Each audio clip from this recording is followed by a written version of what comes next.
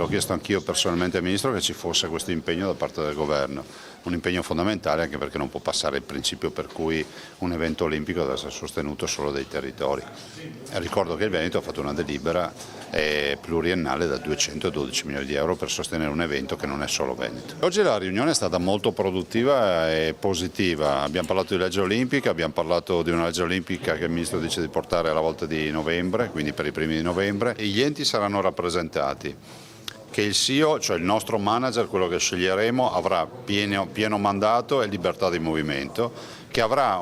come suo riferimento, oltre ovviamente alla fondazione, al consiglio di amministrazione, avrà un consiglio esecutivo, questo è poco ma sicuro, quindi un comitato esecutivo per essere ancora più operativi. Immaginiamo anche che figure di standing elevato come quelle che abbiamo scelto